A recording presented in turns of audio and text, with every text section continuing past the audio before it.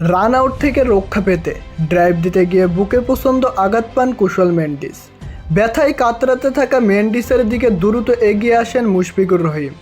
ভাগ্য ভালো মেন্ডিসের, উইকেট হারালেও গুরুতর চোটে পড়েননি তিনি। এদিকে তাইজুলের ফাইবারে অবশেষে শ্রীলঙ্কাকে অল আউট করতে পারে বাংলাদেশ। 458 রান করে তারা 211 রানের বিশাল লিড দাঁড় করায় বাংলাদেশের সামনে। স্পিনার নাঈম হাসানের জোড়া আঘাত, কামিন্দু মেন্দিসের পর সোনাল দিনুশাকে বোল্ড করেন এই স্পিনার। তাইজুল থারিন্দু রত্নাকের উইকেট শিকার করলে 429 রানে 8 উইকেট হারায় শ্রীলঙ্কা।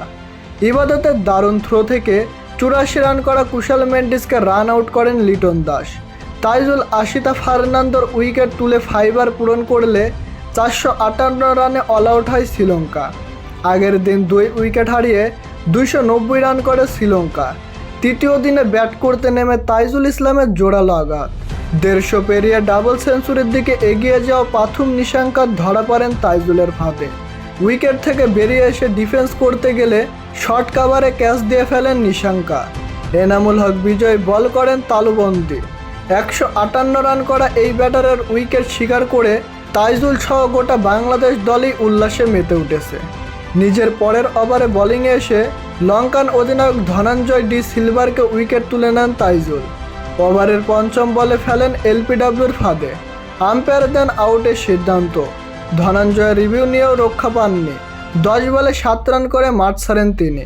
সিরিজে প্রথমবারের মতো উইকেটের দেখা পান গতি তারকা নাহিদ রানা। নাহিদের গতিতে পরাস্ত প্রভাত জয়াসুরিয়া ক্যাচ দেন স্লিপে। থার্ড স্লিপে থাকা ফিল্ডার মেহেদী হাসান মিরাজ 2 বারের চেষ্টায় বলটি তালুবন্দি করেন। নাহিদ খুঁজে পান স্বস্তি।